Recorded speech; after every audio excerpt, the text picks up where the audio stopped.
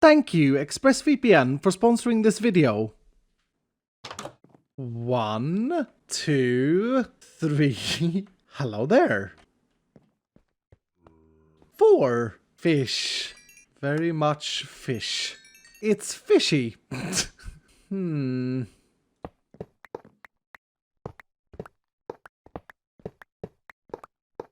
Bob?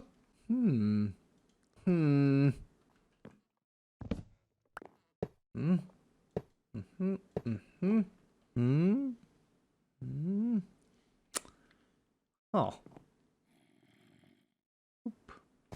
Goodbye.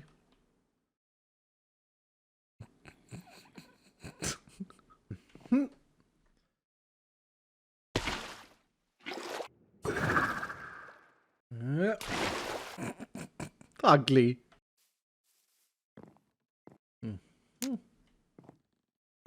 Ooh. Oh.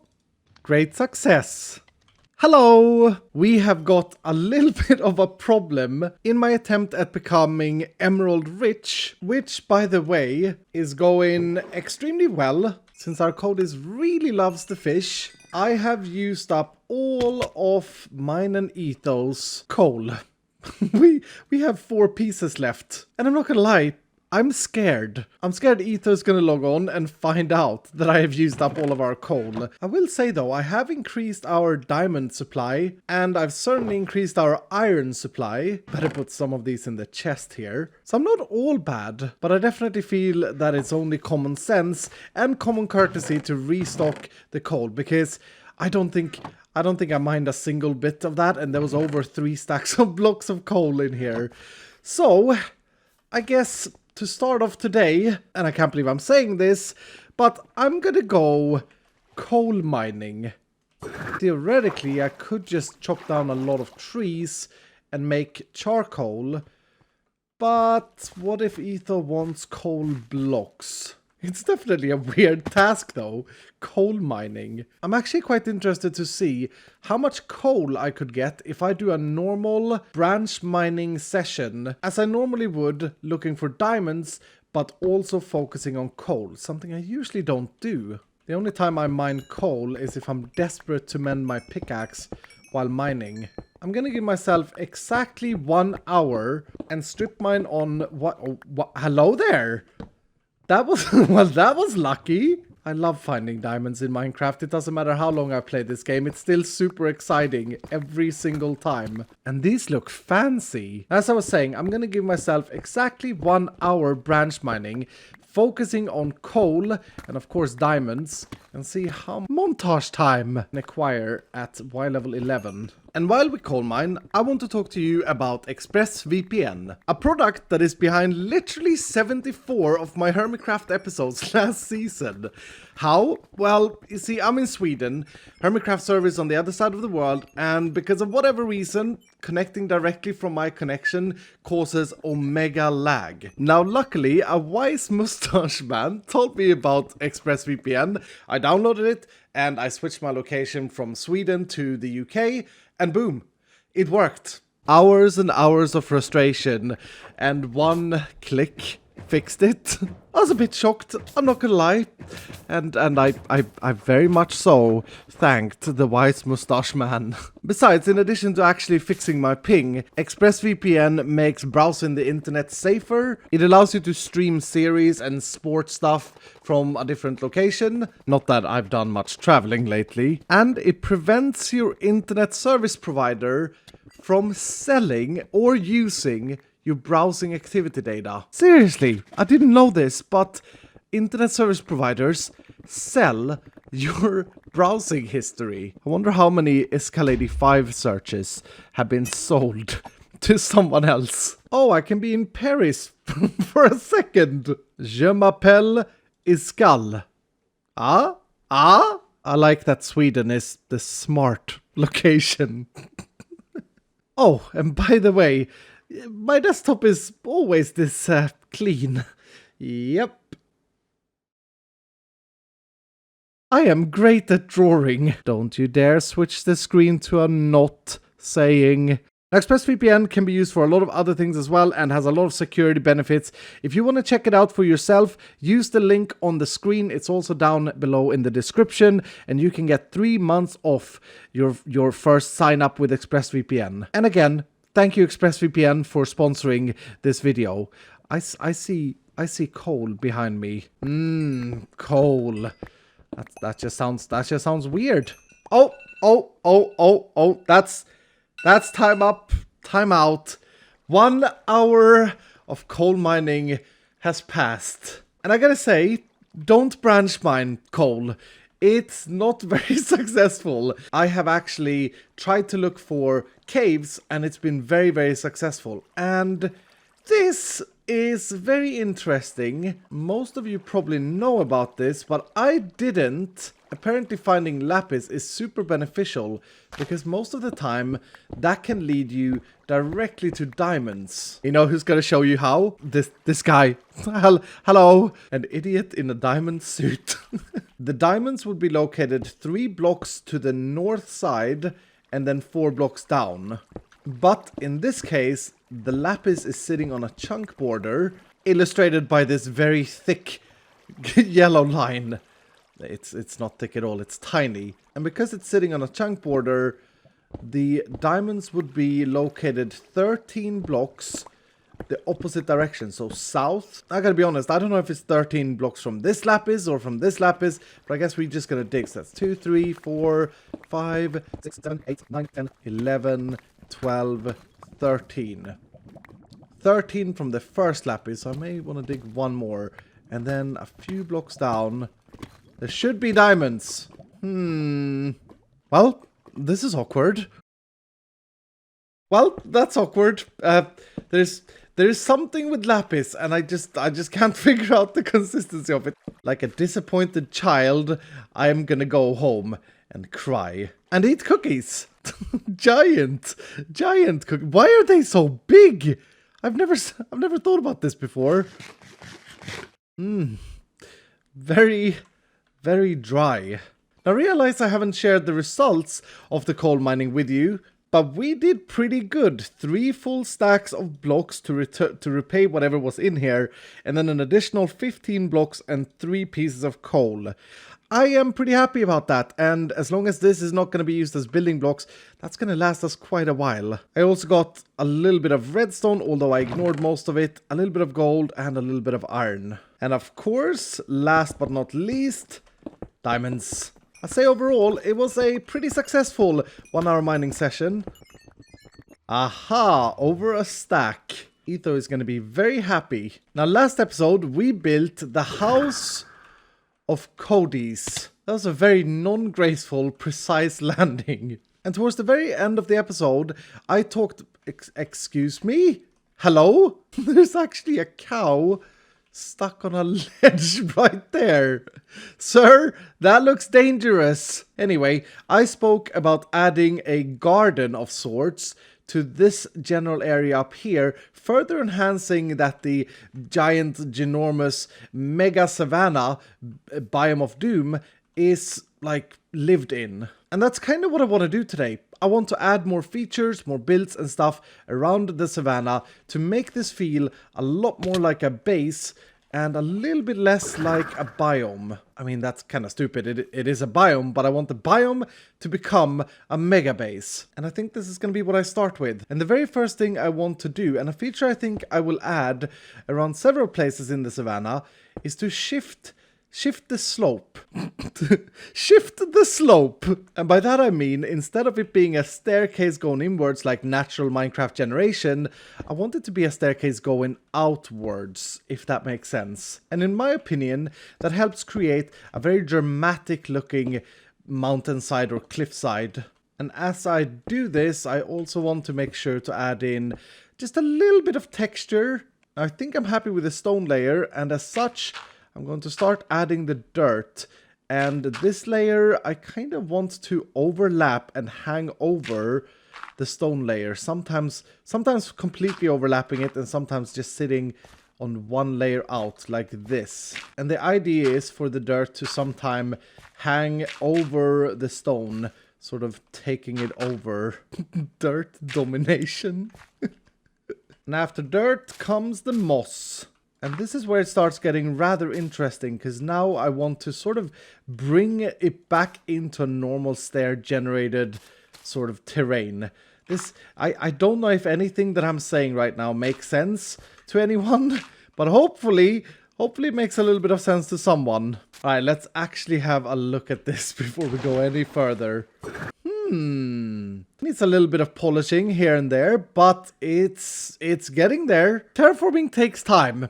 This is 1 hour later, but I am for the most part very happy with how this is turning out. It's definitely looking quite dramatic. These are great, by the way. I've got a little bit of an idea for what I want to do with this plateau. Fancy word. And one of those things is this. I didn't actually pre-plan this, but it turns out that this here is a hole leading directly down to our storage room. And I think I want to utilize that as some sort of connector for how to get up here without a trident. And just looking at this general area, I am seeing mossy cobblestone, a bit of andesite, some regular cobblestone, mossy bricks, and regular bricks. Yes. The tough life is tough. Ah, wait for it. Ruins. I had to clear out a lot of blocks in the middle here, but this actually looks pretty cool. It's straight down to the storage room down below. I haven't yet figured out how I want to make the connection, whether or not I just want a water vader or some kind of cool winding staircases that goes all the way around. But now I want to build a house. And I'm going to try and make use of most of this mountain. We'll have a staircase. These should be stripped. My adequate axe is very close to dying. It has been for a while. Spruce planks here. And in comes the jungle logs. I really need to make my adequate axe acceptable. Nice. Acceptable. Yes. A house. Ah? You thought I was gonna go, aha, aha, But I didn't. I went, a house. I've even done an interior, and this is a secret carrot lab. And I gotta say, these copper blocks work so nicely in the background of something like industrial like this. I really like this look. This is gonna be the house of Jim, or as he's called in special occasions, James. And James is a man of carrots. Hello there, James. It's so stupid to put an upside down villager in a minecart. Oh, for goodness sake, please move. You're a lucky man, James, to get out of this crowded house of dreams and get a house of your own. First, though, you have to meet... Oh, my goodness, this again? Don't worry, you'll be fine, James. Now, while half of James is becoming fine, I am gonna continue to try... Oof. This is so close every single time. As I was saying, I am going to continue to do some building because I still haven't figured out how I want the connection between the storage house down there and this general area up here. But I feel like this super block of blocks looks a bit like a chunk error, but I feel like it has potential to become maybe some sort of house or entrance down to the storage room below. And this is all part of the longer plan of turning this entire biome into a mega base. James is still shaking. I wonder...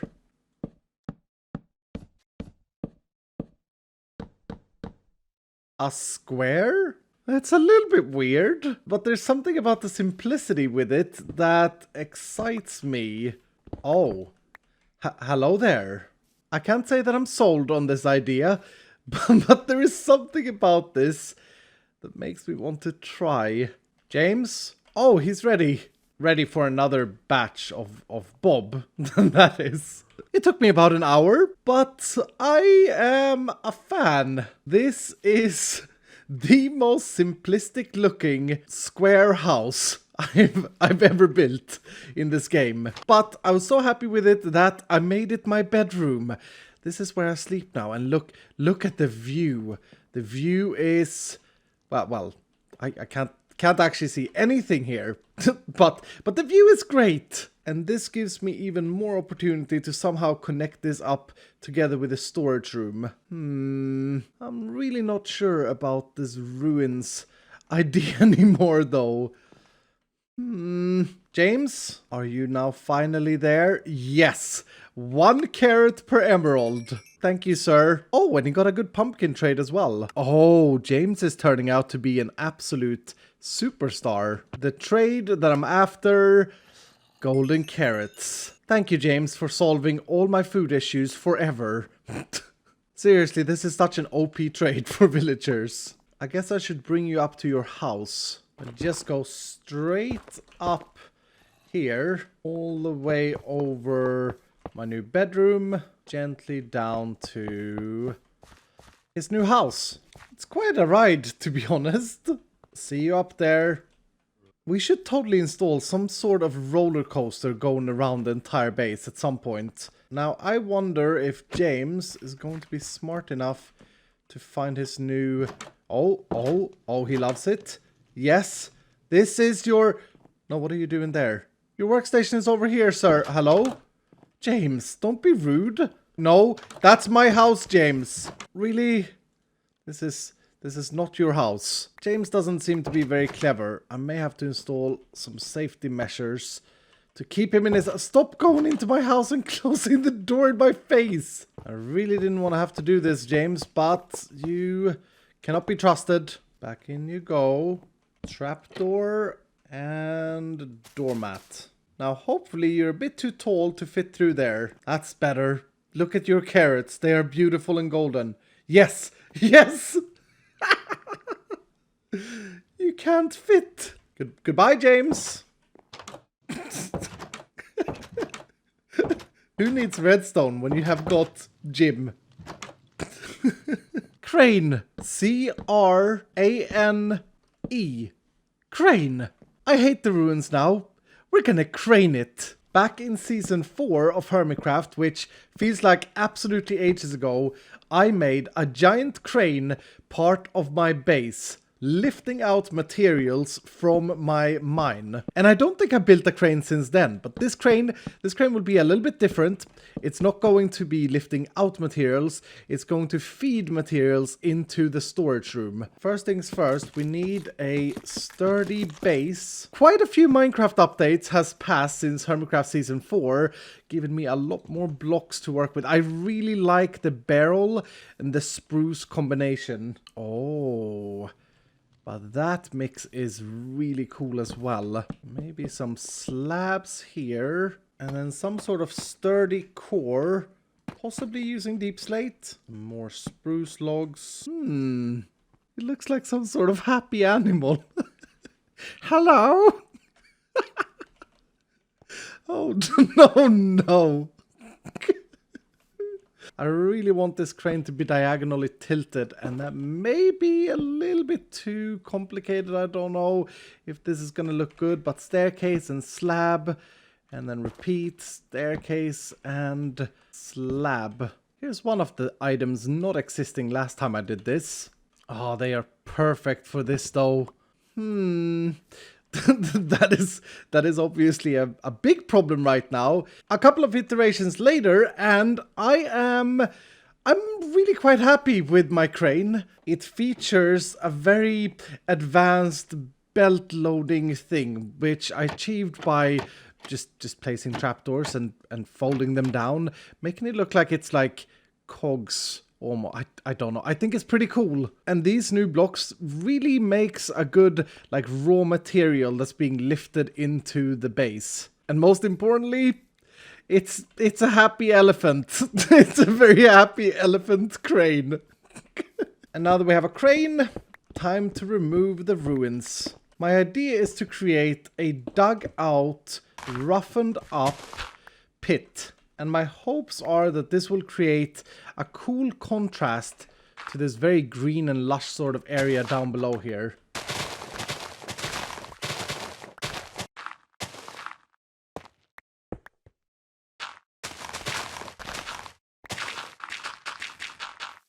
This is looking so much better than the weird, stupid ruins. Now bear in mind, it's a very straight line right here that I still have to figure out how I want to connect this up. But I love the roughened up hole in the top of our base. Now there is one resource that I would love to add to this. Brown concrete powder, which is definitely not the most popular color ever, but it goes extraordinarily well together with a coarse dirt, rough sort of dirty look. I guess never underestimate the browns. Now one big question remains, to chain or to bar? I think I like the bars better, but keep the chain here.